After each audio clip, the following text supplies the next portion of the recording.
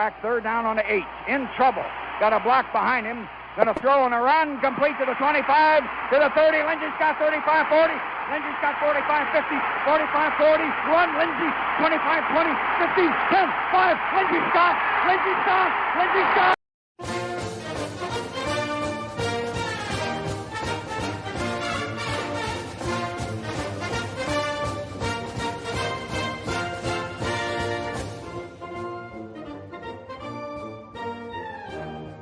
What's up, everyone? Welcome to Dogs Down South on a Tuesday night. Hope everyone's doing well. We are live for episode 2 of trying to figure out how to get my volume down. Don't you worry. Here we go. All right. Episode 2 of Dogs Down South. I'll tell you what, man. Electronics, man. It's just like, I don't know if I'm running a podcast now or like I'm a DJ over here. It's like I might as well get a record and start skipping tracks over here. It's crazy. Oh man, we're live tonight. We're live tonight for episode 10, talking about all things Georgia football. Added my man Adam Fisher back tonight. Got Bobby Ryals. What's up, boys? How are you, Bobby? First off, how are you, Bobby? Doing great, man. Doing great. Ready to talk a little football. It's getting closer to spring wrapping up, so a few more details out there. It's getting excited about it. Yeah, man. Yeah, Fish, how are you, man? Welcome back. Yes, man. Yes, glad to be back. Sorry I missed you boys last week. This man said he's on a time limit tonight because we're trying to see if Georgia can be the 65th best team in the country and win the NIT. I don't know if that's really true about the 65th best team, but we definitely, we have something to play for. I mean, I think if Georgia can come through and win the NIT, it speaks volumes for recruitment, speaks volumes for what does year 3 of Mike White look like at UGA in basketball. So super pumped. That game tonight against who we playing tonight? Seton Hall. Seton Hall, number 1 seed coming out of I don't even know what the NIT bracket looks like, man. But I know their conference is the Big East. Big East, yeah.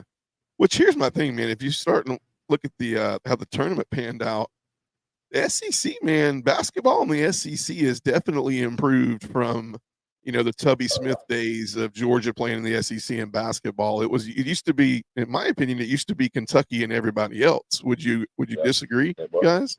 No, not at all. Was there anybody that just stuck out besides Kentucky? Maybe every once in a while. Georgia made the Final Four back in '82, I believe, when Jim Valvano, went on his historic run, and that's actually who beat us in the Final Four when we had Dominique Wilkins. I was 3, so good for that. I was 4. It's all good. I had no recollection of it at all. Yeah, me neither, man. I mean, I know that it's just put it this way. This is good to see Georgia playing this late in the season. Technically, they're playing longer right now than a lot of.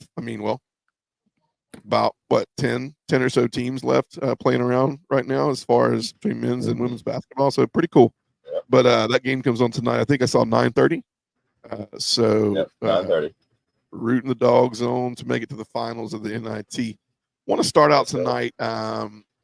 So obviously we had our second scrimmage this past weekend, and just going to talk a little bit about that. I mean, if any of you guys read any of the articles on Dog Nation, Kirby's interview. I just want to kind of, before we get into part 2 of SEC upsets, I just want to kind of dig into his interview. Kirby, at this time of the year, obviously in spring, he loves spring football. And I tell you why. It's because he feels like it's that time of the year where he can coach the parts of the game that don't get a lot of attention during the season. You're constantly talking about game experience. You're talking about who we're playing. You're talking about who we're getting ready for. And realistically, in the spring, it's Georgia versus Georgia, right? It's just trying to see if we can be the best representation of us. And so this is a really cool time. Kirby's mentioned it so many times. He loves spring practice. But his interview after the scrimmage, and we'll talk about some of these things, but can you guys read any of the notes from the scrimmage or see any of his interview? I did not see the interview. Gotcha. So I'm gonna give you a couple of kind of quotes and we can kind of dissect it. one of the big things that stuck out to me was he was very adamant about the fact that, all three of us have said at some point in time between the secondary and the defensive line, that's got to be an area this year on defense that's gonna make or break us. But he made the comment and he said, defensive line wise, we didn't look very great.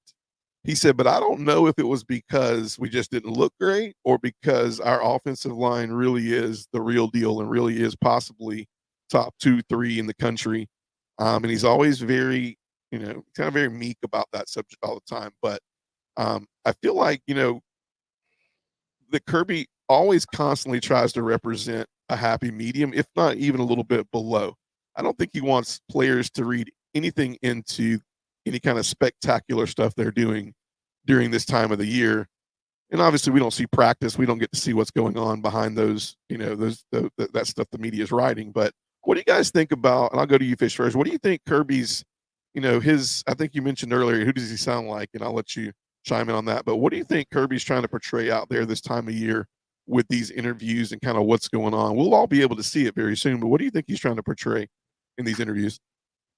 Trust the process. He's obviously proven, that he knows what he's talking about. He knows what he's doing. And I'll go back to Stetson Bennett being that's when I knew to trust in Kirby, just to let him do what he does and just be okay with it. Any move he makes, anybody we sign and transfer portal, it's okay. It's all right. Even if we don't think that's a good choice or a good fit, we don't know what we're talking about. I mean, we do a little, but we don't know what he knows because we don't see these guys every day, and if he's not panicking, I'm not panicking. And, he does. To me, he reminds me a lot of Nick Saban. I mean, sounds exactly like him. I get serious Saban vibes from him. And, all that time they spent together, that makes a lot of sense. He's just, we trust him. We trust him. Yeah. Gotta trust him. He knows what he's doing. Yeah, he almost he's almost a little bit more blunt than even Nick Saban because Saban used to make a joke out of it. He's like, "What do you want me to answer today, or what are you going to ask that I'm not going to tell you today?" Whereas Kirby's a little bit more just blunt about it. He's like, "Look, I'm not going to sit out here and give you name by name accolades. We're trying to figure out who we are as a team."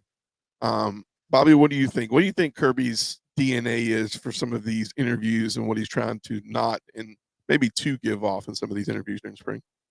Kirby knows his locker room. He knows the mentality.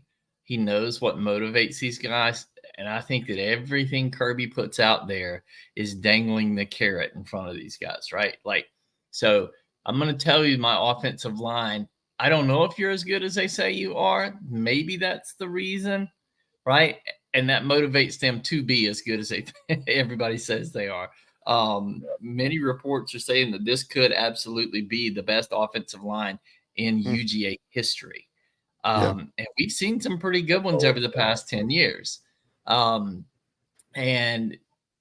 to me, it's also the statement about the defensive line is, hey, when they get in practice, man, if you've ever been in a football practice, it's offense and defense are like going at it, right? Like who's better, right? Right. So when you make that statement to those guys about, hey, we struggled a little bit on defense, but maybe it's because the offense is that good, right? And those defensive guys hear that and they're like, okay, we're going to show them just in the next practice just how good they are. We'll show them, right? We're going to step it up a notch, right? And then you consistently creating an atmosphere where they are trying to one up each other, and it just creates better competition from both sides of the football. Kirby is excellent at that, and that's what great leaders do, right? They put that carrot out there and say, go get it, guys, right? And that's exactly what Kirby's doing. I think he's also honest, right? But he does it in a way I think that motivates that team and challenges them to get better, right? Don't buy into the hype that you are the best offensive line here. Maybe you are, but maybe you're not, right? And so I just think that Kirby is an exceptional motivator, and that's exactly what I see him doing with all of his press conferences. Yeah.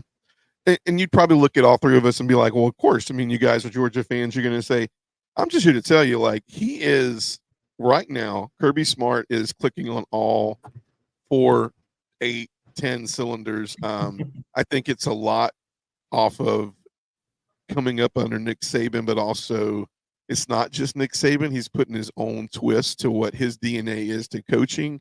He coaches hard. He loves harder. He's going to be the person that's going to be, at your at every event, in the future. He constantly stays in communication with his players, NFL status. He's going to be at the draft. He's going to be right there hugging those guys and shaking those hands. He's just got it. It's not even that he's got it figured out. I think you just look at it, and I think you made a good point. Leadership starts with, serving your team as well. It's like, hey, I'm in it with you. I know that I'm hard on you. And they say one of the biggest moments of every practice is his mic time, when he carries the mic around the field, and they're like, man, I like being coached up by Kirby, but man, you don't want to hear your name on the mic. Like, you just don't, man. No. And it's not just players. It's not right. just players. Yeah, I heard coaches too, man. I heard coaches, I heard, T-Rob and Dante. I heard they got a little bit of what he was about on day one. Yeah. You think Saban was patting Kirby on the butt every time they, had, something bad happen in practice? No, I'm sure he was getting his butt chewed. Yeah, no, I agree. What's up? Hey, I forgot to mention, if anybody's anybody who tunes in tonight, welcome. We're live. I got Greg Dominy chiming in. I think Greg says I agree totally. Let me throw this up. I don't got to read all this. It says I agree totally. Prove both sides of the ball. That's how he brings out the best in every player. I totally agree, man. And like I said, I don't think he's got it figured out. I just think that's who he is. I mean, I think he had a lot of time to develop under a lot of great coaches. And then you got to figure out how to fit it into the box of who you are. And so he has definitely figured that out, and he gets the best out of his players.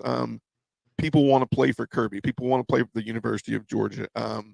It's a reason why timing, I look back and I will tell you, I'll let you guys chime in on this because I've never asked you this question, but the day that Mark Richt, because I love Mark Richt. I mean, I have a heart for Mark Richt, regardless of what the X's and O's of what he did at Georgia. The day that Mark Richt was, they basically signed him off and were moving a different direction. It was a tough day for me because I knew the man Mark Richt is. I knew the influence he was, the Christian man, the faith he brought to those locker rooms, and what he did for those players was immeasurable. So I was worried and concerned, but I was when I heard Kirby's name called, I said, okay, here's my thing. We're going to get better X's and O's wise. And I was concerned, would we continue to keep the character of the team and the players that play Georgia football? And we have, we really have. We've almost created a competitive edge. And I, to some extent, I'll let you guys chime in, but, Mark Richt had problems too with players. Kids are going to be kids. They're still kids, right? But what do you think? Fish, chime in, man. Tell me about, like, as far as Mark Richt to Kirby, like, what was that like for you? Mark Richt was the guy who came in after Goff, after Donnan, those failed experiments and all the beatdowns that we took at the hands of all our rivals, Florida, Tennessee, Auburn, watching them go on to win national championships and everything. So he was a breath of fresh air. We finally had a guy. And let's not forget, man, all the criticism that man gets. We were a drop pass, two drop passes, two separate occasions from going and playing for a national championship. Yeah. Terrence Edwards, 2002, Florida, dropped that ball wide open. I was at that game. I'll never forget it. It's the last Georgia Florida game I actually ever went to. Yeah. He had us there, and his way worked. It did. Right. But football is ever changing, ever evolving. Things change, and he just wasn't changing with it towards the end of his stint with Georgia. It wasn't going to translate to competing with the big boys, just because they were changing, they were evolving. We had to keep up. He couldn't. So we went out and got somebody who we thought was going to be the dude, and turns out he was. Best hire ever. Yeah. Yeah, I agree, man. What about you, Bobby? Like, what do you remember most about Richt and the transition to Kirby? What have you liked, and if you dislike anything? Yeah. So, as my faith being very important to me, being a Christian, I absolutely respected Mark Richt. I respected what he poured into his players, and the man that he was in front of his players, and I can't attest to that with Kirby. I don't know, right? I know that he creates guys that love the University of Georgia, right, and that are absolutely ambassadors for the University of Georgia, but I don't know what he does on the faith side of things. But ultimately, with that said, he's not hired to be their pastor. Yeah. Right. If he's smart, and I'm sure he is, Kirby's smart. I'm sure he's smart. He has somebody, right? Like a chaplain. There's a team chaplain, right? Who has that duty and responsibility to pour into those men. So as far as a head coach, Mark Richt took us from below mediocre to being competitive. Yeah. To being able to have a chance every time we stepped on that field, right? Were there times where the season did not end the way we wanted it to and the way it could have? Yes. We had that last year too, right? Yeah. But I do believe that Mark Richt took us from less than mediocre to good, right? And he did not absolutely leave the cupboards bare when Kirby Smart came in. And so Smart, with that foundation that was already built on top of it, and he took it from good to great. Yeah. Right. Yeah, I agree with that. And so Smart was an excellent hire. He will no doubt go down, not just in Georgia history, but in college football history by the time it's all said and done, as one of the winningest coaches of the modern era. So he's on his way for sure. Dude, I am hoping. I did not plan it this way. Every year we go back to Athens to a game. Me and my wife go up there, and I did not even realize that if everything pans out right and we're undefeated, I hopefully will be at the 100th win for Kirby. That'll be against Mississippi State. So I've never seen Georgia play Mississippi State, so I'll be at that home game. So that'll be pretty cool. So I hope that all our predictions of beating Alabama and all those things are true, and we stand true, because that'll be a really cool game to be at to take on 100. Yeah, I agree. Greg Dominy says he made the turn for the program. I agree. And to some extent, I would even say, Bobby, to tag onto that is maybe even Mark Richt started kind of, it's that turn at the Daytona 500. It's a long turn, man. To get it turned in the right direction and actually being, I call it, I don't even know the proper word for it, but I think it's sustainable. Some teams, they kind of pop on the scene. They have a couple of winning seasons and then they drop off because of it's sustainable. There's no pedigree. There's nothing following every year. There's no leaders that are who's next man up type thing. And that is why I think Georgia has been so successful, is because as the season is going on, we're grooming that next set. We're having those skull sessions. People are starting to buy into the brotherhood of Georgia football, and not just, we're here for a couple seasons and then there are people that are coming back. There'll be, I guarantee, you're going to see Brock Bowers and some of those players back at that Clemson game probably, in those first couple games, because they're dogs first. A lot of them have, there's just a lot of players that are in the NFL that you see back at the stadium a lot. You saw Stetson back this year at a lot of games, and we wish him the best. I saw the news from Stetson that, looks like he's going to be back on track and be at practice when everything breaks for the summer for the Rams. And so I hope that kind of gives him a fresh start and right back where he should have started last year. But most importantly, I hope for his health, things go well for him, because I'd love to see him back on the field. It would be great to see him taking this, the footsteps next and after Matthew Stafford, another big time Georgia quarterback who's done a great job in the NFL. Not in the way of taking his job, but maybe next man up type thing. That would be a really cool story for the Rams and for Georgia football. Yeah. You talk about sustainability. Like, here's one thing that has always driven me nuts. People say, Well, Georgia hasn't done anything before they won that national championship. They've not done anything for 40 years. You go back and you look at the past 20 years, and Georgia is right up there with Alabama and Ohio State, right? Yeah. They were averaging 10, 11 wins a season, right? They weren't trash during that time. Now they didn't win it all, and that's kind of the ultimate measuring stick, right? Is you really these days you just don't call it a successful season unless you win the Natty when you've got 4 and 5 stars coming in, Right.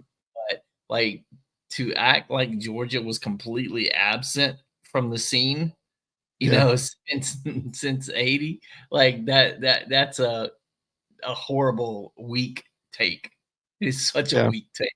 Like, tell me you don't watch Georgia football without telling me you don't watch Georgia football, because they have been anything but horrible for probably the past 20 years. You know? Yeah. No, I totally agree. And you know what makes Georgia football what it is now is things like this. We're in the spring. I'm reading through some of Kirby's quotes. They're just laughable, man, because I love how he says it. You know, here's one. It wasn't the most crisp scrimmage, which is to be expected with it being the first for the 2024 season. You know, veterans, 28 new scholarship players for new assistant coaches and veterans. He highlighted that Dylan Bell and Aaron Smith made some great catches, but those also came at the expense of defensive blown assignments.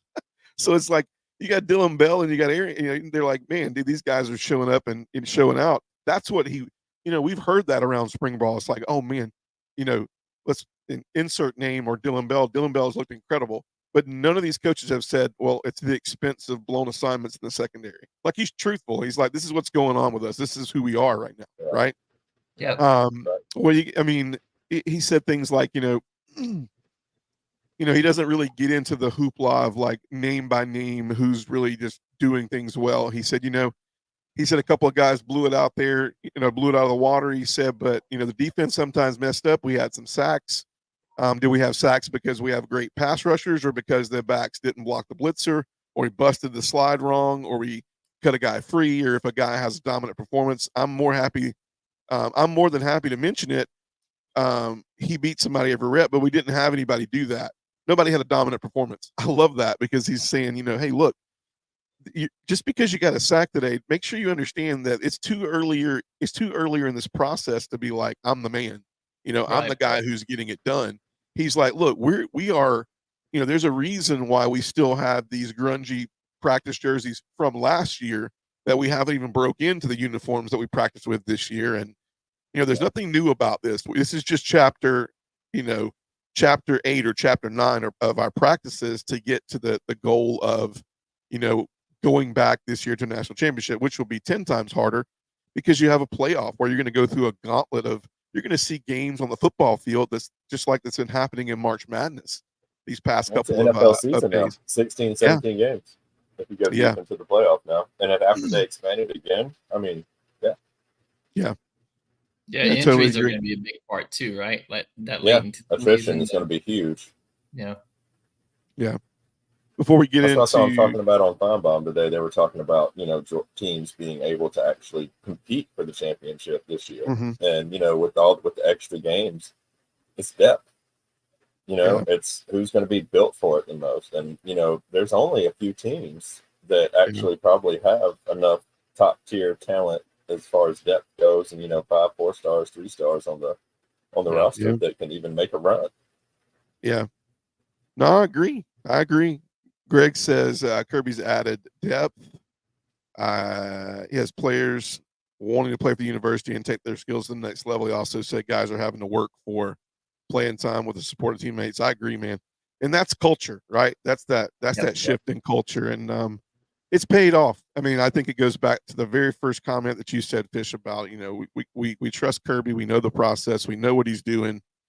But it's just, we'll get to see it, right, in a couple of weeks. We'll get to see everything on display. So much to talk about, but we need content for. We're going to have some downtime coming up after G Day, so we want to save some content to be able to talk Georgia football all through the summer. So with that being said, we'll move on. We're kind of part 2 on last week on what we entitled SEC upsets or SEC games that we think can be swing games that could either make or break seasons, or they could just be upsets for that team. You know, I think I said it to Fish earlier. It could be a Vandy who goes out and beats a particular team, and you know that might be the end of their yeah, right. So maybe that's the game that we talk about. But myself and Bobby ended up last week. We did end up with LSU, but I'm gonna go back for Fish. Recap some of the picks. I know for Georgia, I think Bobby 100% said he thought the Alabama game was a big time midseason game for Georgia, kind of a make or break, get over the hump type thing. And for me, I said something about it being Clemson, honestly, just because I think that, you know, something Fish said a couple of weeks back that really resonated with me was they're going to get to prepare for Georgia for 4.5 weeks. Georgia's going to be in practice. They're going to be talking. Dabo's going to have them ready. So it's going to be a game where we got to come out, and I don't think you could come out flat for that game, right? And it can really douse some hopes on the fact that, you know, we talked about Alabama, we talked about Ole Miss, we talked about Tennessee, we talked about all the tough SEC games that Georgia's going to have to talk about Alabama, that Georgia's going to have to play in Texas. So I don't think Clemson can be overlooked, but I definitely don't think we can afford to come out and lose to Clemson right off the bat, because it reminds me of the back in the days where South Carolina was our opening SEC game of the year. And that game used to really tell the tale on how we were going to do in the SEC, in my opinion. It was always a tough game, but if we lost it, the season didn't go great. But if we won it, everybody was like, all right, we're going to be okay. So let's start right there. I had Clemson. Bobby, you had Alabama. Fish, what do you think Georgia's if Georgia's on upset alert, or they're looking for a swing game to possibly make or break the season, who do you think that is? Do you agree with Clemson or Alabama, or do you got somebody else for us? Well, let's say we lose to Clemson. Hope not, but just say we do. Then Bama is going to be the game that can turn our season right back around. Yeah. Or we go to Kentucky even, because that's the third game, and let's not just look over Kentucky. Okay, right. I mean, Brock's been a dog for 2 or 3 years. You know, Pops has been a dog for 2 or 3 years. So they're going to take that. They're going to go up there, and they're going to be the offensive and defensive leaders of that team. And I think Kentucky is going to surprise some folks this year. If we beat Clemson and then, Bama, Texas, Ole Miss. I mean, good God, we have a gauntlet this year. We're basically playing the who's who of the SEC. So you think somebody upsets us, or do you think it's just an overlooked game for us? Who is that for us? I'm going to stick with Kentucky, man. I think that's going to be a sleepy, scary game. I really do. In Lexington, right? In Lexington? Yes, no, sir. it's at home. Or is it at home? Oh, no, it's Athens. That's right. It's Athens. Okay. That's the only reason I don't look at that game as a sleepy game, because I think, Athens will be up for that game. It's the return of slipping my that game's in Kentucky, in Lexington. Is it? Oh, is it? I'm sorry, I was mistaken. Yep, it sure is. Good job, Bobby. It's in Lexington. That can be a tough place to play. It could. It has proven to be. Most of our games especially recently. If it's bad weather. Right. You are right, man. That is in Lexington. You're right. You're right. I mean, that could be a sleepy game too, because it's the one before Alabama with a week off. Past Kentucky, Yeah. I mean, I'm glad we have a bye week between Kentucky and Bama, though. That's going to be nice. I can see that. There'll be a lot of pressure on Brock Vandagriff to perform that game. I kind of look at it as, it's just kind of his coming out party. We're going to talk about Kentucky right here next, but interesting takes on all those. Either way you look at it, I think we all have good points that Georgia has a really tough schedule this year from the mere fact of where we have to go and the timing of everything. Two Texas, 2 Alabama for Georgia right there is tough, man. And then 2 Lexington is interesting because it's our SEC opener on the road. Then you got Clemson, in Atlanta, which is not really, we can say it's a neutral site game, but we all know Clemson travels. We all know Georgia travels. So we could see how that pans out. Georgia's schedule can honestly go a lot of different ways, but let's move on for time's sake so we can get really started going. We mentioned Kentucky's schedule for next year, and I mentioned South Carolina game.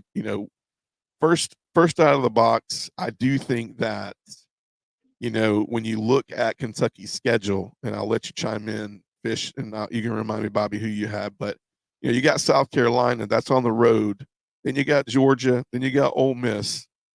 So you can look at if you drop that game, you give a lot of confidence to Beamer ball over in South Carolina, and you possibly start out your SEC campaign 0-3.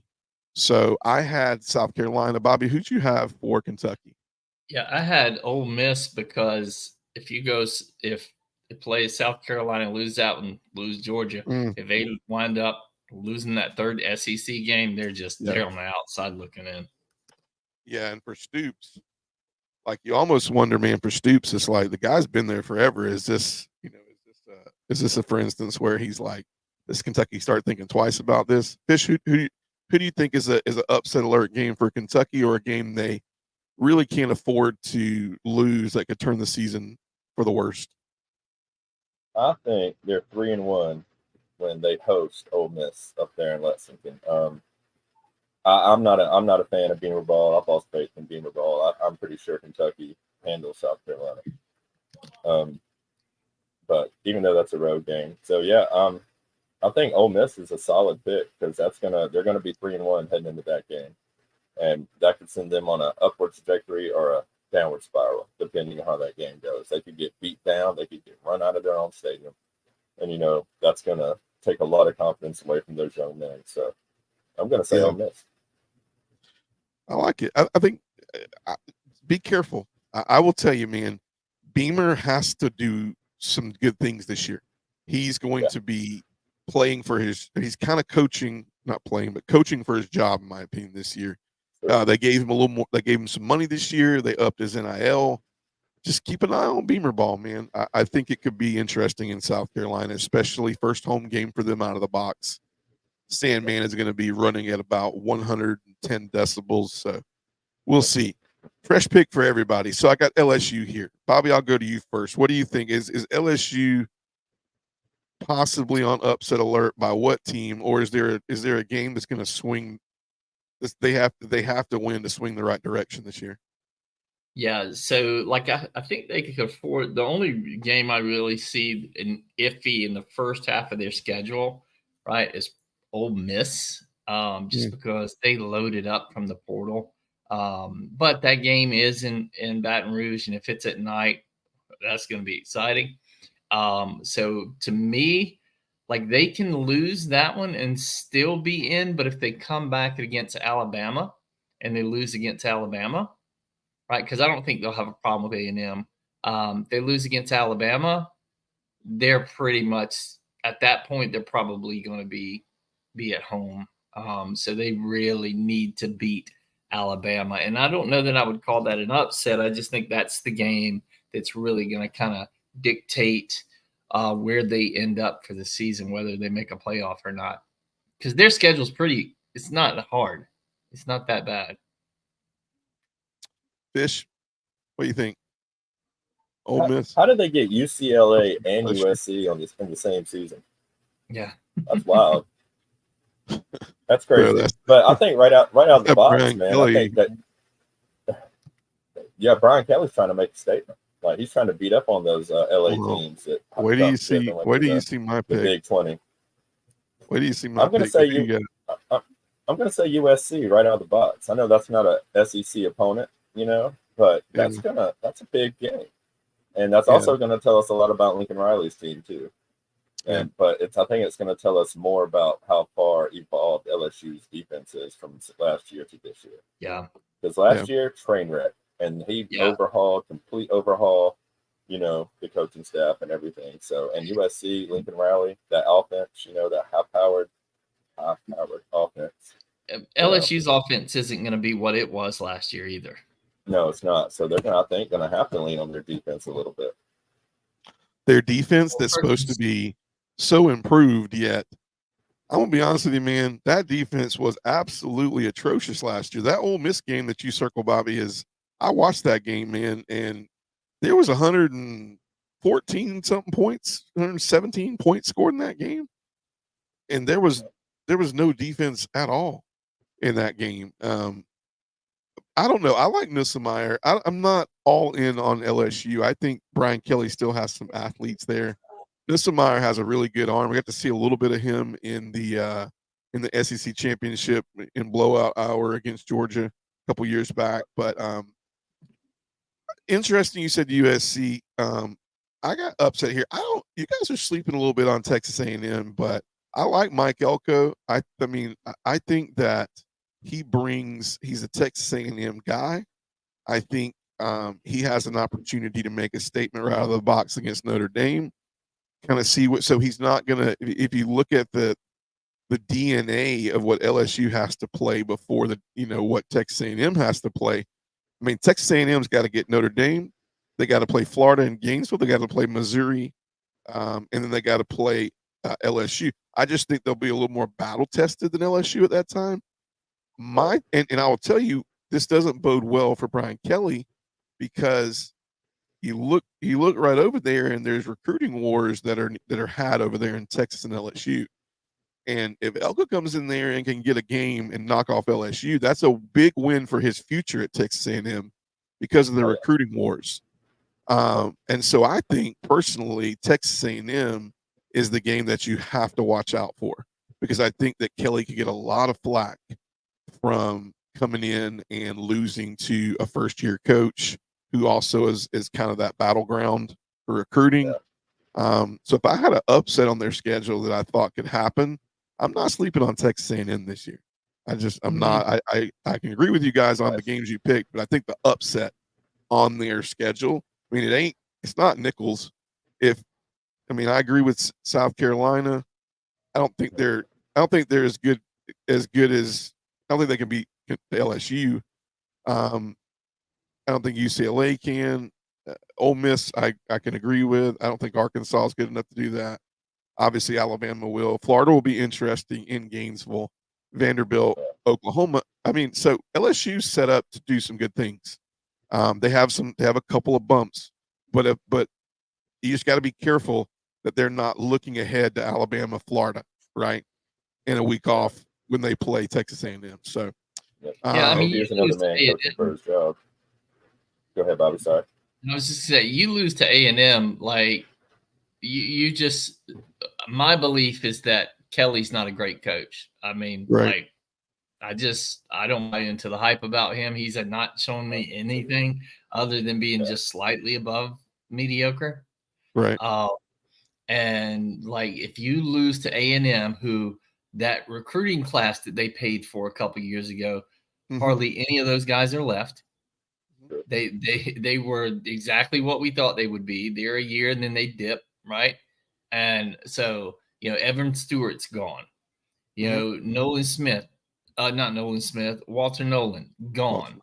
Right? A lot of the big names, Overton gone, right? So there's not much left. If a dude comes in there from A&M and beats anybody significant, I will be shocked. This will be a cool take, man, because I did a little, and I hopped on the Auburn train last year because of I thought that Auburn could do some good things under Hugh Freeze, and I think we'll see a difference this year. But for me, with Texas A&M, and I'm reading Greg Dominy's comments as well. You're talking about depth and things of that nature. I just think we'll be able to talk a little bit more about this topic after Notre Dame. I want to see how they look against Notre Dame, and then I'll be able to tell you. Greg Dominy, answering your question, who do we think wins the East and West? This is the year where East and West goes away. So there are no East and West conference this year in the SEC. So it is top two teams, regardless of classification. There is no classification. So best records go to Atlanta for the SEC championship. So with the playoff being entered in. So it's a big change. Big change. Yes, 100%. So moving on. Let's look at Ole Miss. I will. Yeah, Kelly's not impressive. I agree, Rich, man. Let's look at Ole Miss. Who you think, Bobby? Ole Miss. You got upset alert on anybody that Ole Miss plays, or you got a swing game that can maybe change some things? And I don't know why, but like about midway through the season, right? Like I see, I don't have a lot of faith in South Carolina or Beamer Ball, but that game is in Columbia. You know, they'll be coming in there undefeated, likely. I don't know. They've got Kentucky at home, so I'm going to give Ole Miss that game. But South Carolina is on the road. And before they get ready to go to LSU, which will be probably their biggest test up to that point in the season, like they could be really looking strongly at LSU and overlook South Carolina. So I would probably say that's probably their biggest chance for an upset. Yeah. Who you got, Fish? What's your idea about Ole Miss? Who they on upset alert? Yeesh. Kentucky's going to give them a game. Oklahoma is going to give them a game. Fish, you like Kentucky, man. Me and you're going to have to talk about I do. I was a huge believer, bro. I was huge on Vandegrift. Like, he was my guy. He was who I thought was going to take us to where Stetson took us. Like, no lie. I thought he was that guy. That man had a cannon of an arm. I mean, he was mobile. He could run. You know, I mean, he just looked the part too, right? With that long blonde hair, you know. Just, you know, he was the guy. You know, I thought I was really high on him when we recruited him, and I was really excited about him. And he never got a chance to do anything. But 2 national championships later, it's all good. You know, I can't hate on the man for transferring. Would you have rather have sent Carson Beck to Kentucky? I mean, I don't know. Well, it depends. Who knows what he's Whoa, stop. No way, sir. What? I mean, I get you. I will agree with you. He reminds me of, what's the guy from Remember the Titans, man? Sunshine, right? Yeah. Vandegrift has a little bit of, you know, the wavy locks, Sunshine, got the legs. Yeah. It's falling victim to the system that has a quarterback who gets it done, right? Like you're waiting for your opportunity, and then that guy in front of you just doesn't give you. He doesn't mess up enough to give you a shot. Okay, who was the last Heisman candidate quarterback Georgia had? I'll give you a minute. Stetson. I thought Vandegrift was. Stetson was at the party, man. Yes, they invited him to have hors d'oeuvres. That's right. But before that, and see, when he got recruited, because he was there before Stetson decided to come back. Right. So I thought he was going to be the guy who took that guy that, you know, you see that, you know, them interviewing on Saturday morning, say hype up and make a whole segment about him. Tom Rinaldi making you cry, you know, I thought he was going to be that dude, you know. So I had a lot of hope for him. I really did. And I was kind of sad seeing that. And he could listen. I'm gonna take the bait here. We're gonna go long-winded on this, but we're gonna take the bait because I think this is a good topic. Here's my thing: does Vandegrift? Is it better for him to just wait? I know he's tired of sitting, but 1 year in Georgia's system can excel him to where in the NFL. We all saw what Devin Leary came to Kentucky to do. It was to be demolished as a quarterback. He will not. I mean, is anybody talking about Devin Leary in the draft right now?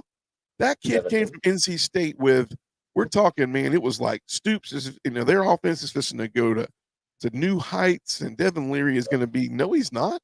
He was probably one of the worst quarterbacks in the SEC last year with the most talent coming in. So my question is if Vandegrift just waits, right? We all know that Carson's not staying after this year. Like, he's gone. Vandegrift has 1, maybe 2 years at Georgia if he waits. Was it a good decision or bad decision to go to Kentucky? That's a good decision, man. Yeah, with the way Kirby recruits, like those guys coming up could potentially even be a threat, right? I think he had to leave. I think he word around the campfire was going to shock him. Was killing it too, you know. Yeah, that's I'm seeing some comments about that. I'm seeing Greg saying Gunner's a sleeper. Maybe he felt like Gunner was going to push him too hard. Maybe Gunner was the choice. Maybe they had that conversation when he talked about transfer portal. And maybe Kirby was honest with him. Kirby's always been he's always been honest about the who's going to play. So I can see Gunner pushing all this, but Yep. y'all Gunner's both a gritty guy. yeah. Right? Gunner Stockton's a gritty guy. Did you read what Malachi Starks had to say? No, I did not. Yeah, he almost made him quit Malachi football. said, Yes, he yes. made him quit football, right? He lit him up a few times. Yeah, that's right. Man, like Gunner is certainly somebody you can't sleep on. Like he is I think he's a probably more physical with a little better arm, but a guy with the mindset of Stetson Bennett. And when he gets his opportunity, like I just don't see anybody stopping him. Like I think he'll be the next guy next season. I think he'll be the guy. Yeah. He's our 25-26 starter, no doubt. Speaking of that, little sidebar, Ryan Puglisi is apparently nursing a little bit of a knee injury. So I don't know. We may be portal shopping for just some depth at quarterback. Who knows? I mean, I would say, man, and this is a whole other show, but I can't stop watching Juju, man, from Carrollton. I hope he's a dog because he's going to bring some stuff with the discipline that Georgia offers and the balance that Georgia offers.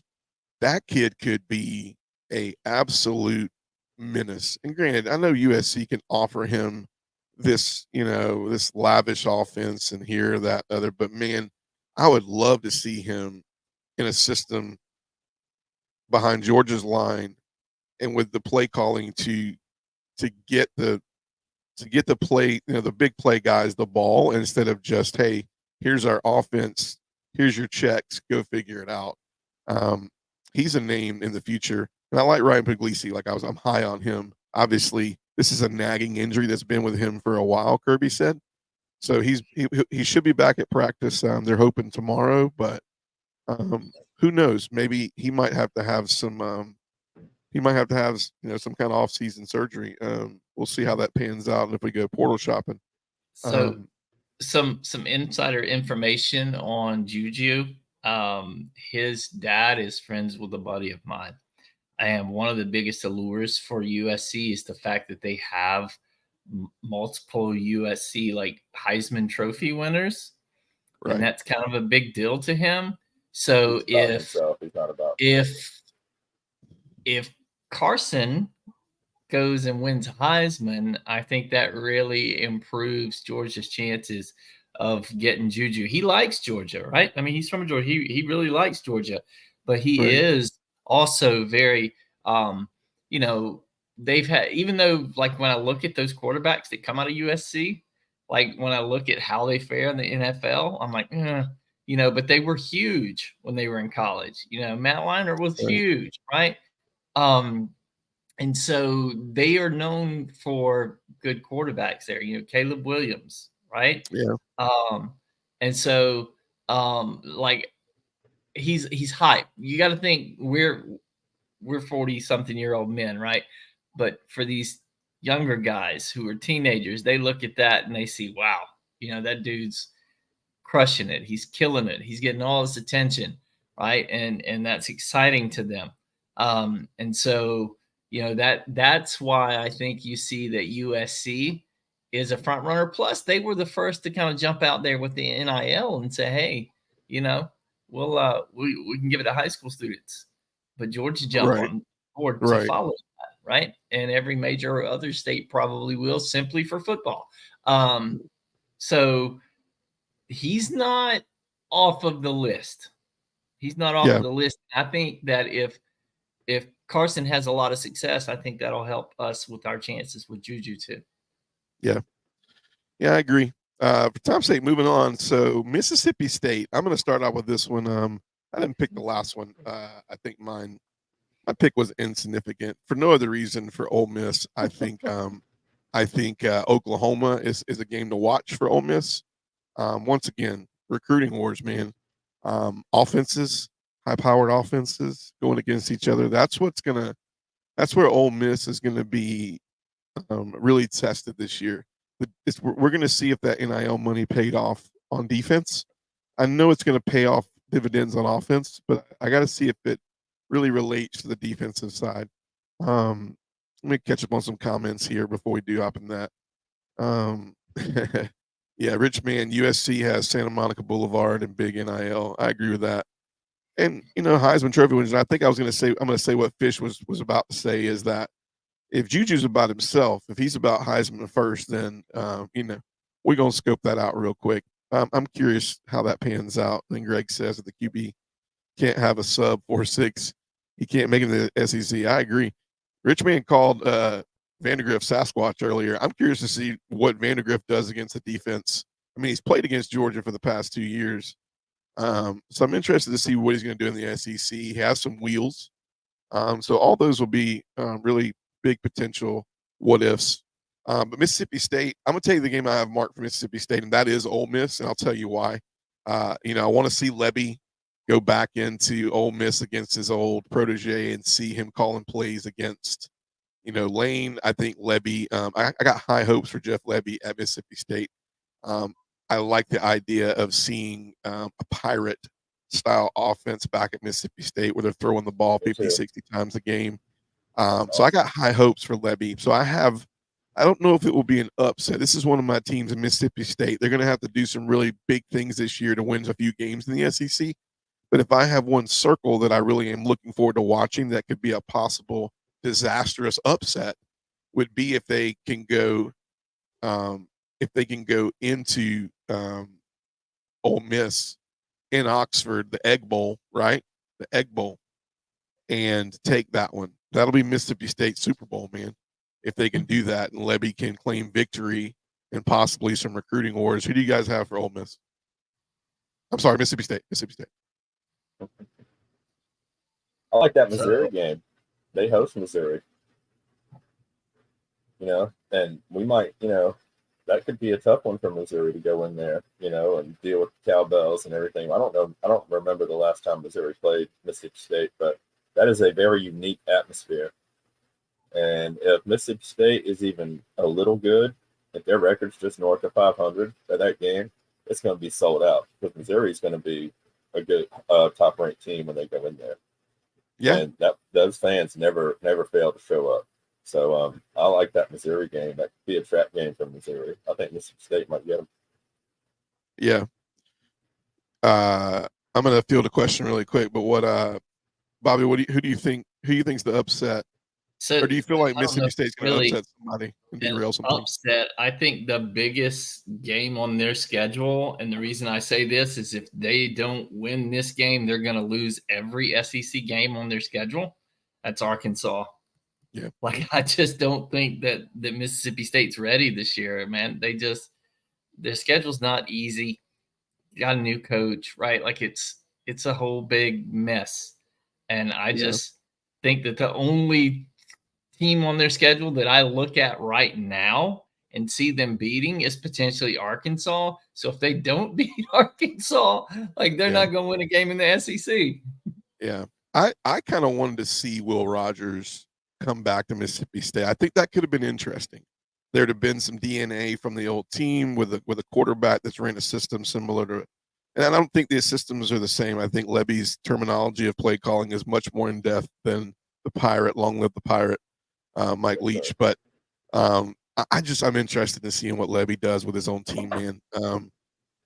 He's a Kiffin guy, but Lebby is an interesting ordeal because he was also, he was at Oklahoma after Kiffin, and he stuck it. I mean, if I can say it like this, he stuck it to Kiffin last year when they played. So I don't know, man. I like Lebby. Let me throw Greg's comment up here because it's for you and Fish. So what do you guys think? So, the comment was said, if the quarterback can't have a sub 4.6, he can't make it in the SEC. You agree or disagree with this? You think Jake Fromm was a 4.6, by the way? I don't know, bro. But no, but I think what you got to be about able to run for your life. Let's take you, Bobby. What do you think, man? 4.6? You think that's kind of the cutoff point for quarterbacks in the SEC now? No, I don't. I think you could probably be a 4-8 guy and be okay as long as you've got a decent offensive line, right? There's a difference between speed and quickness, right? Speed is that top end. That quickness is the shiftiness. I would be more concerned with their shuttle time, how quickly they can change direction versus their 40 time. To me, a quarterback needs to be able to move inside the pocket and have good vision. He doesn't necessarily have to be the fastest guy. Does it help? Yeah. Because, like, if your offensive line is trash, you better be like a 4-4 guy. I mean, because you're going to be running. I want to add some shocking details to what Greg said, and I'm gonna see if he's still hanging around, what he says about this. Can anybody tell me what Patrick Mahomes' 40 time is? What do you think it is, Bob? It's got to be 6 something. It's got to be north of 5.5 right now. You think Mahomes is running a 5.5? I think he's slow. He's probably like a 4.9 guy, probably. He's like the best quarterback in the NFL with the dad bod right now. He's a 4.8, man. But my thing is, I think I agree with what you're saying, Bobby. I'm saying this to say this. I think he's 4.8, but when he's running around that pocket and he's so elusive like he is, he looks like he's running a 4.2, man. I mean, you guys watch him. He is incredibly elusive, man. I don't care about his dad bod, dude. He's hard to figure out what he's going to do. And so, I mean, Jaden Daniels, what do you think Jaden Daniels, what Jaden Daniels run?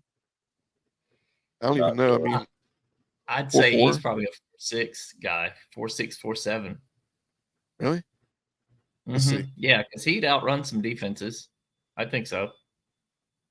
If I'm Jaden Daniels 40 time. Let's see what he says. I'm curious, man, because I got he's a 4.5, man. He's a 4.5. Boy, that's moving, dude. That is absolutely moving in a quarterback. So that's why the reason I said that, Greg, was because I think Jaden Daniels is an incredibly fast guy with his feet.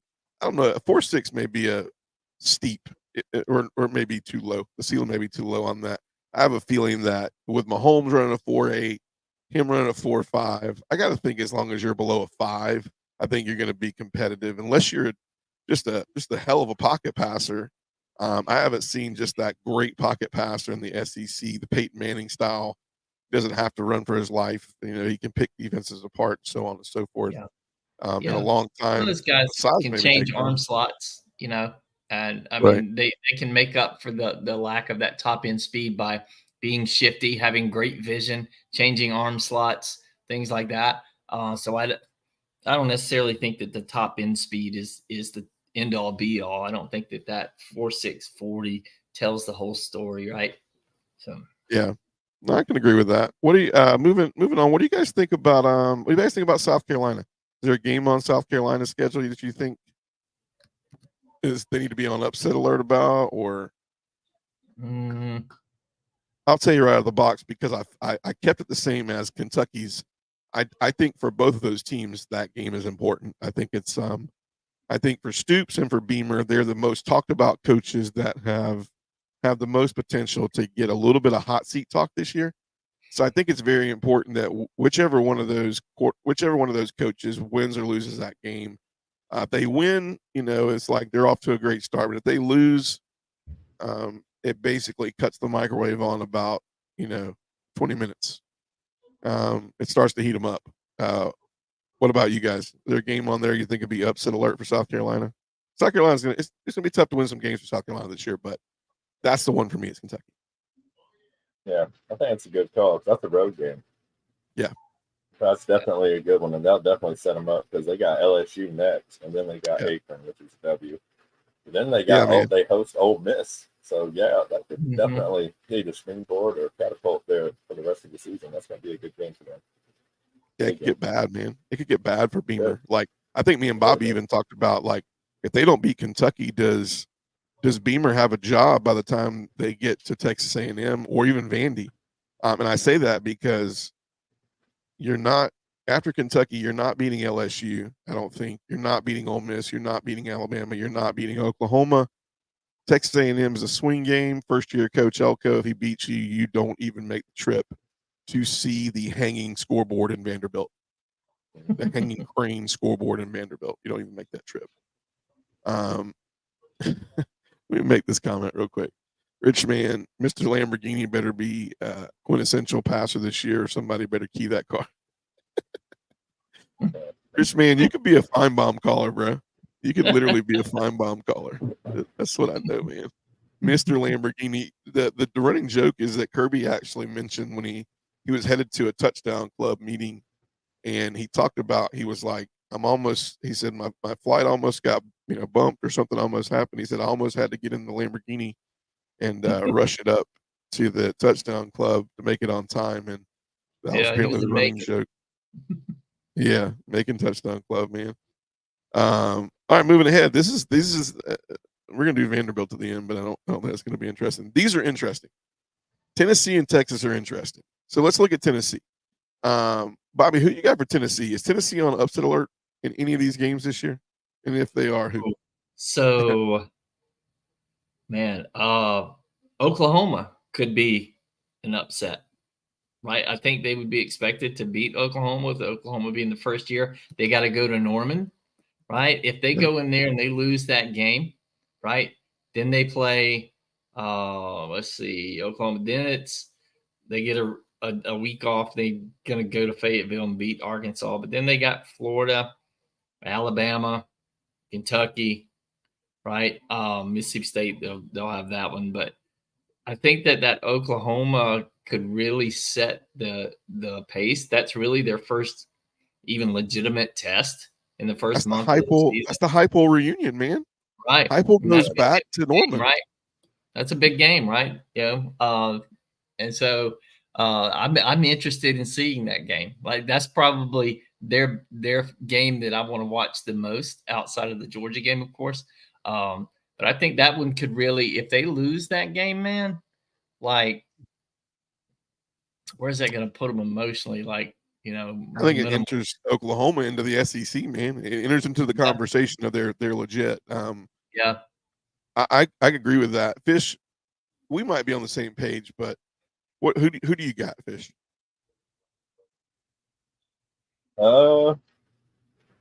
Give me Florida. Napier coaching for his job. Exactly. Who has Tennessee had the most problems with in the past 4 years? Yeah. Man, can they just get over that Florida? Is this the year they get over the Florida hump? Like Florida, man. I agree. They gotta be on the hot seat. I think Napier's having a hot seat year this year. So he's going to be coaching for his life. And, he's going to be pulling out all the stops. He's going to be ready. He's going to have them boys playing hard. I don't know if he'll win. I mean, it is in Tennessee. So I think that's the saving grace for the Volunteers on that. For a little leadway, because I know Vanderbilt will be pretty easy, A&M be pretty easy. But do we think that Tennessee, I'll pose a question, is Tennessee a playoff contender with this schedule? The schedule is what I look at with Tennessee. It's not I think Tennessee has a lot of work to do. I want to see the offense, obviously. I think the secondary, I need to see the secondary. It was blistered last year, and it's even younger, and a lot of people left in the portal from their secondary. But when you look at Tennessee's offense, it might could carry them if it has a little bit of success up front and in the linebacker room like they did last year. But Chattanooga, obviously, NC State, Kent State. Okay, Oklahoma, we talked about that. So you go out to Oklahoma, you get that win, you get a bye week, and then you go to Arkansas. I think that's a win. Florida, you get over the hump. You gotta, you get them in Knoxville. That's a good thing. If you're gonna knock the dust off and finally get them, that's in Knoxville. Then you have Alabama. So this is a rough stretch. They got to get through Oklahoma, Arkansas, Florida, Alabama. But if they can get through that with a loss somewhere in there, one loss, right? I think you can only muster one loss in there, because you got to get Kentucky, Mississippi State, Georgia, and Athens, and then they get to go see the hanging scoreboard in Nashville too. But it's tough for Tennessee because I think if they're a 2-loss team in the SEC, and it's those losses are to Alabama and Georgia, I don't know. I mean, I think they stand a chance to have a conversation and talk about, because I do think that with the way that with the way everything's set up this year, the conferences are. I think the Big Ten and the SEC are going to do a lot of beating up on each other. Yeah. What do you guys think? I mean, I guess the simple question is, do you think any of that pans out? Tennessee is not a playoff contender, or they are? Go ahead, Fish. They could be. You're right, because I've never really looked at their schedule and paid that much attention to it until now. And oh my, wow! Like, I just look at our schedule, and I swear, like, we were just like, I don't know. I guess karma had enough. Our schedule last year was cakewalk. I mean, and so this year they're just putting it on us. I don't see how some of these teams skirt by with these weak schedules. That's unbelievable. But we did last year, so 2 years too. They got these for 2 years. 2 years, and that'll be year 2 Nico next year. So I think next year they're going to be even more dangerous than this year. I mean, Nico could come in and show out this year. He could sling it. I don't know. I don't know if he's going to be big enough. I don't know if he's going to put on enough weight, because he is a skinny dude, but he can sling it. He's got an arm. He's got a really good arm, but I don't know. So did Joe Milton, but he didn't know where it was going. Right. He just and gone 75 yards downfield. Nothing, just flicked the wrist. That man was amazing.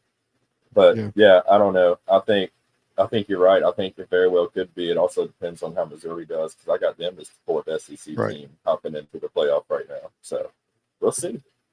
So you got, just to clarify, so you got Georgia, you got Texas, you got Alabama, Missouri, or the 4 teams coming out of the Ole Miss, Missouri, Alabama misses the cut. I think they're going to be right there with if Tennessee gets in, they got to be a 6th team, and we don't think that's happening. I don't think that's happening. I don't know. It depends on if the committee's going to let 6 SEC teams in there. I don't know. If there's 6 SEC teams in the top 12, man, I don't know. No, yeah. I don't what do you think, Bobby? My biggest side of it is this. If they lose to Alabama, Georgia, okay, those are top 10 teams for sure, in my opinion. Maybe Alabama, I don't know. I don't know what happens there. But, like, it's expected that they probably lose those 2 games, right? But if I look at the rest of their schedule, who else on that schedule gives them a strong enough win, or do they have enough of those wins to get in? Because that schedule is not that strong. It could hurt them. Right? They've got some pretty easy teams, starting the season off. They don't really have a challenge. So depending on where Oklahoma ends up, if they beat Oklahoma, depending on where Oklahoma ends up, it may or may not be a quality win. Right. And one thing the committee has shown us is that schedules do matter, because we only lost 1 game in the past 2 years, but our schedule was so weak last year that Bama loss carried weight. Yeah. And that was the reason, our schedule is exactly why we weren't one of our number 4 team last year, I believe. Right. Yeah. Interesting for Tennessee. I agree with the schedule. Texas moving on. A lot of games I could say for Texas. I think that for Texas, I think after last year, I think Oklahoma, the Red River rivalry for me is upset alert, because I think Texas is going to be doing something this year that's very much focused on creating their presence in the SEC. And are we going to look past, this is now an SEC matchup, but it still is the Red River rivalry. I think they got to get past Oklahoma, because if they don't, they have a very dud schedule. I mean, you get Florida in Austin. I mean, this bogus crap that Texas got, man. I'm just saying Oklahoma, because it ain't Georgia. Those aren't upset games. But, dude, this Colorado State, Michigan, I mean, I get it. Michigan, depleted Michigan, UTSA, University of Louisiana Monroe, Mississippi State, Oklahoma, Georgia, Vanderbilt, Florida, Arkansas, Kentucky, Texas A&M. The most bogus junk I've ever seen. Welcome, Texas. We welcome them with a smile, and we welcome them with, I mean, dude. Offer them Vanderbilt as sacrifice. I mean, I guess. And we're even going to go out there to Texas, man, and let them host the SEC media days, man. Does that make any sense, man? So it's in Dallas. It's not Austin or Where's Texas A&M? College Station. So, College Station. So at least there's that, I guess. I mean, yeah, you're right. Send an SEC Media Day all the way out there. Yeah, that's kind of like. I mean, a couple more states over, bro. We're on the West Coast. We just might as well go ahead and be the Pac-12 Media Days, dude. Yep. I mean, Yes, it's sir. crazy, man. Who do you got for Texas? Are you agreeing with Oklahoma? There's only one other upset on their schedule, man. I mean, legitimate upset that would say could happen. I mean, I guess you could say because you're high on Kentucky, but Kentucky and Austin ain't happening, dude. There ain't enough Mark Stoops magic for that to happen. Who you got, Fish, for Texas? You're right. I think they blow by Michigan. Mississippi State, they got them at home. I think that's a cakewalk. That Red River rivalry is always a game. This isn't going to be an upset, I know, but I am personally, because I love that we're adding these Texas and Oklahoma teams. I kind of like, this is one of my favorite parts about the whole conference realignment. It's getting to see teams play in places that they don't usually go. Right. Like Texas goes to Athens next year. That's going to be great. But Texas gets to go to Vandy. Yeah. And I know Vandy's at the bottom, the bottom, the trash, the garbage, whatever, Clark White, whatever, But I think I personally am excited to watch that game just because Texas is going to be in Nashville, which never happens. It's never happened before. Right. And I'm just a fan, I like to see that. And I'm sure Texas is going to put 52 on them, but it's just going to be fun to see them there, Sankey might as well have rolled out the red carpet and a rack of ribs for Sarkisian for Media Days. Yeah. Beat that man because we gave them a Bobby. Who you got? I don't expect this to happen, but we're looking for an upset, right? I think the biggest game on their schedule is Georgia. It would cement their place as an SEC team. Like if they could somehow pull it off and beat Georgia, we do have to go to Austin. Tough place to play. But if I back it up to like Michigan, right? Like I don't know what Michigan is going to have, right? I'm assuming that with Harbaugh gone and the guys that they lose to the draft, and they lost a lot to the draft, they could have the most players drafted and beat the Alabama records and Georgia records, right? They have a lot of guys leaving. To me, it would be an upset if Michigan beats them, and they're playing in Ann Arbor. Yeah. And so, and to me, that would really kind of shake up their season, right? To go into Ann Arbor and come out with an L. Yeah. That would be. And if we could imitate some snow and everything that Texas is not used to playing in, I mean, it would just be great. I mean, Florida wakes up to 40 degrees on Thursday morning. I mean, did you guys know that? Florida wakes up to 40 degrees on Thursday morning. That means we can wake up to snow in Ann Arbor at this time of the year for Texas. Now that would be incredible. I mean, I hope, man. That would be nuts. Yeah. We're gonna do a whole show on Texas and Oklahoma. I think it's valid because I can even talk about the dumpster fire of the whiny Texas fans that are already just out there and just they don't need to complain anything about the SEC right now because, like I just said, we gave them a rack of ribs and a schedule for 2 years. It's like giving them a loan. It's like giving them a $2 million loan to go shop in the Dollar Tree. They can live there, man, forever. They're going to get tired of being there with $2 million.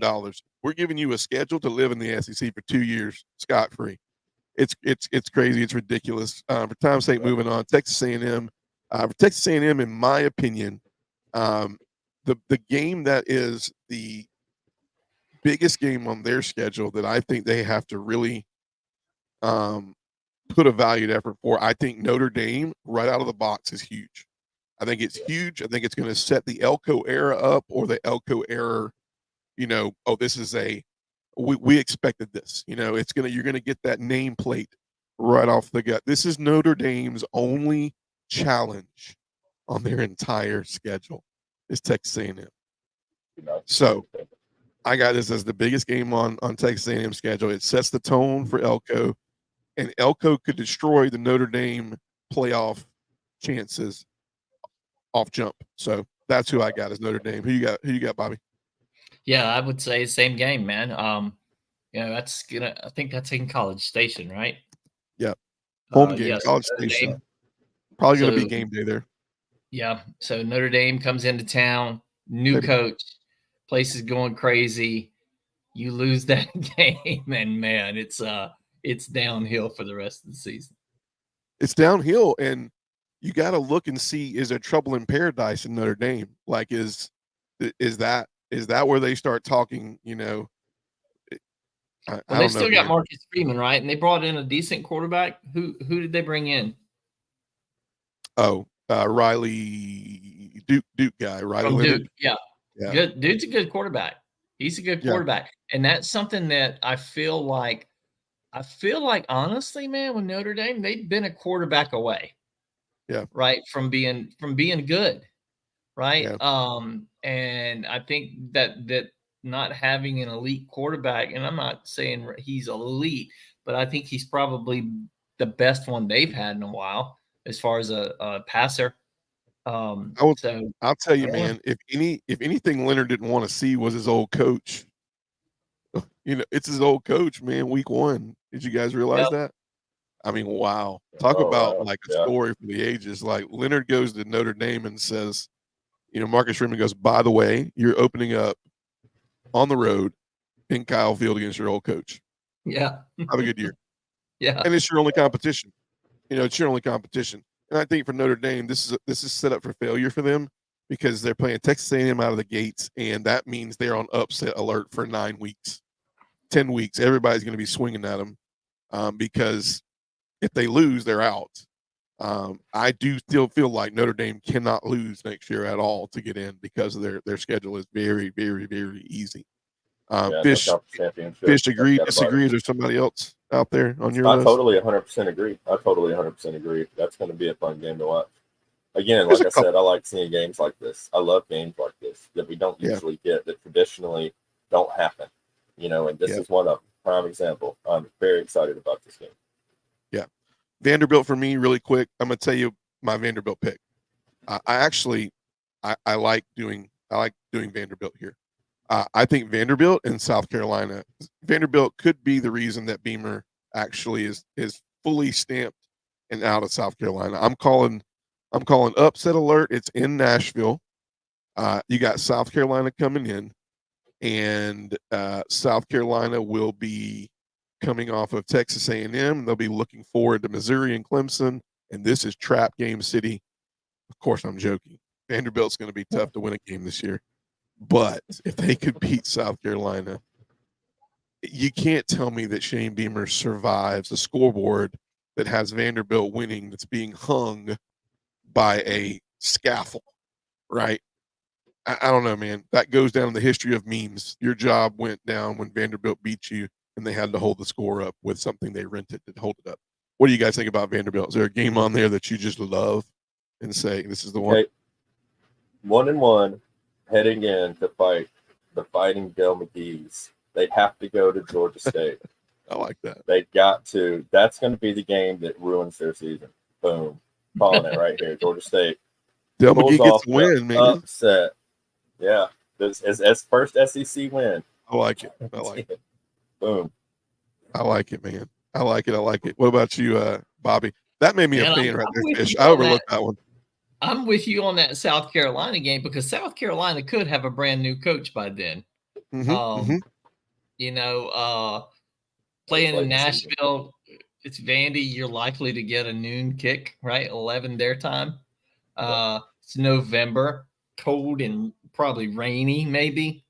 All that stuff sets up perfectly for an upset, bro. Right. You know? I think Clark Lee needs a win to maybe keep his job this year. A win. Just get a SEC win. Those Vandy kids, you know, they're right.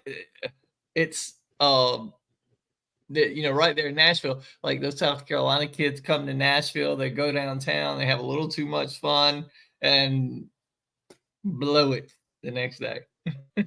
Listen, can you imagine being from that? I mean, if you have Vandy tickets, if you have season tickets, I would have season tickets at Vandy. I'll tell you why. I can sell my ticket to any of these opposing teams, and I can have a night out in Nashville whenever I want to. Because because we're selling out the stadium with opposing fans. I want to shout out their schedule real quick before we give our final thoughts for the night. Oh man, this hurts. Virginia Tech, Alcorn State. I don't know if that's a win or not. Who knows? Is Steve McNair still at Alcorn? Is he back? Is he because that's the only way that I don't know, man. It's the only way they're beating Vandy. Yeah. Georgia State, and then here it goes, man. Missouri, Alabama, Kentucky, Ball State, Texas, Auburn, South Carolina, LSU, Tennessee. Dear Lord, man. And then Clark Lee just doesn't want to come to work after September 21st, bro. Hey, he's going to have him a job as a defensive coordinator in 2025, 2026, somewhere in the SEC. He didn't play at Vandy. Isn't he a Vandy guy? Yeah, he did. Yeah, he's a Vandy guy, man.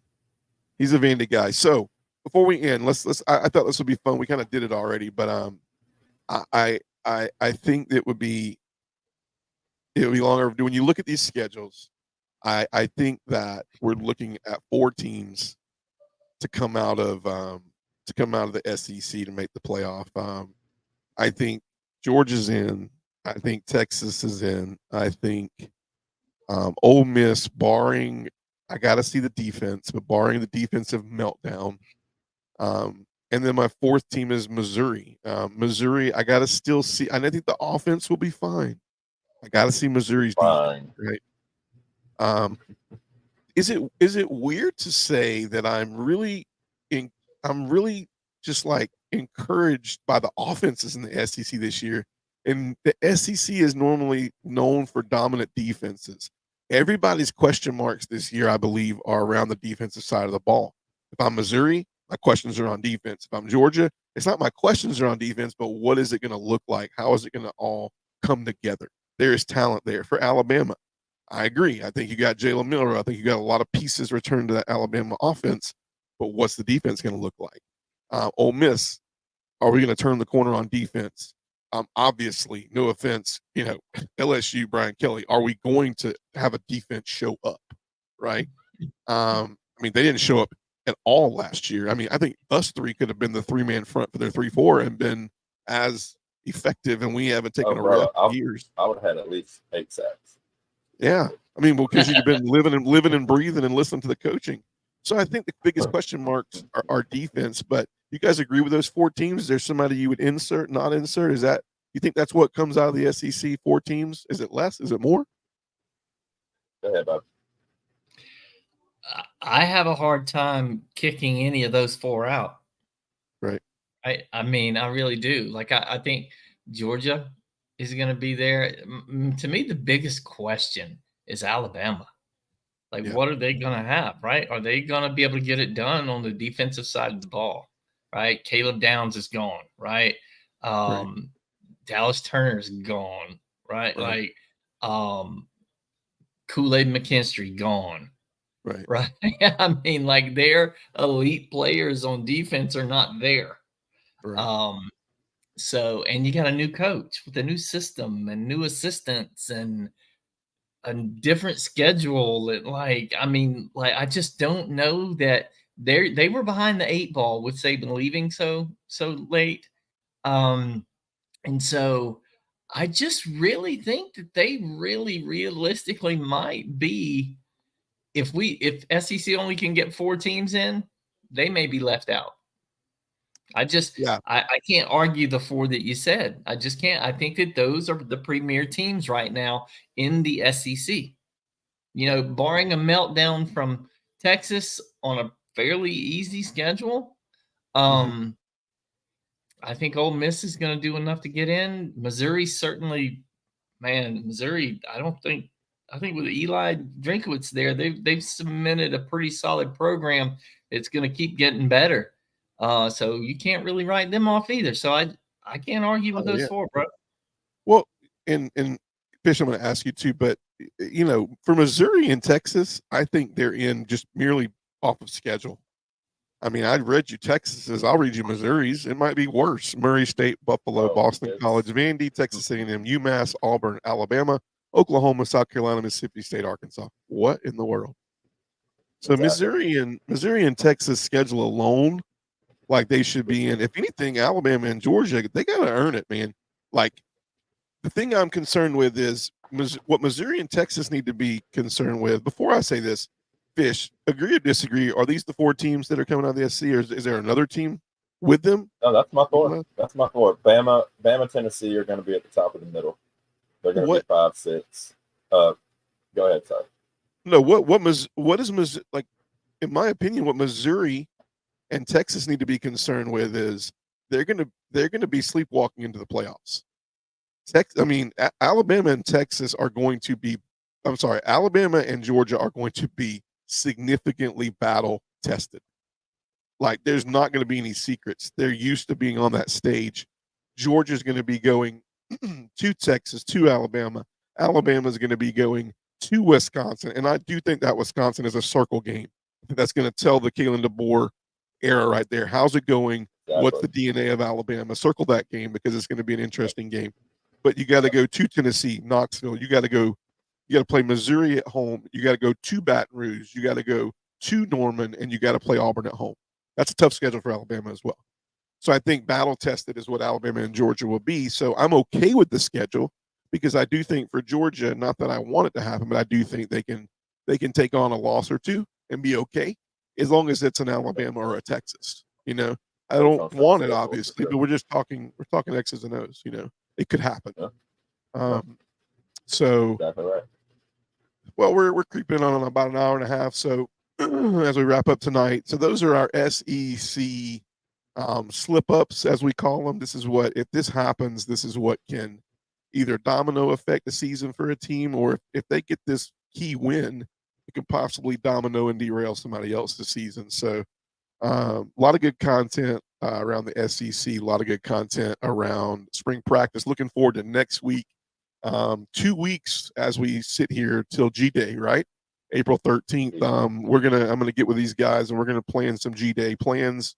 Maybe try to either show some highlights or possibly even get together and do some live stuff around the G-Day game. We'll see. We'll see what these guys are available to do in their busy schedules.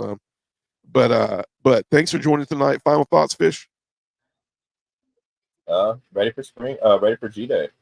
Ready for G-Day. Almost wish Ludacris was coming back, but having a concert, that whole dumpster fire that was. Luda. First year for G-Day that they've sold tickets, right? It's the first year they've sold tickets, right? Yeah. Yep. Wild, man. Yeah. No, I'm excited for G-Day. Are you going? You going to G-Day? I'm thinking about it. Not sure if I can squeeze it in though. But I've never been to one. All the Georgia games I've ever been to, I've never been to a G-Day. So that would be something to go to. Wow. Bobby, final thoughts? Yeah, man. Just waiting for spring to wrap up, man. Still ready to see what rosters look like. I'm still interested to see that last little portal pull. What happens? Yeah, I'm interested to see. I'm really, really. I mean, I'm excited to see the offense, but I want to see what the defense looks like. I mean, it's going to be good. It's going to be good on good. I want to see what the defensive line looks like. I want to see what the secondary looks like. I know Kirby is not. I mean, Kirby has high standards. I don't think there's anything going on there that's not good. But in his eyes, he's like, we want to be dominant on the defensive line. We want to be very, very. I think we talked about it a couple weeks ago, but we just don't want blown assignments. You can be as athletic and as gifted as you want to be, but if you cannot know where to be on the field in the right times, in the right coverage, you can't play for the University of Georgia secondary. So that's going to be key to see who's out there and who's taking that responsibility. I'm very interested to see the game. But Rich Man, thanks for joining. Greg Dominic, thanks for joining. Make sure you go and like and share Dogs Down South on Facebook, YouTube, and then 24 hours from now it'll be on Apple Podcast. For myself, Adam Fisher, Bobby Ryals, you guys have a great night and go Dogs. Go Dogs, baby. 9:30, Seton Hall. That's right.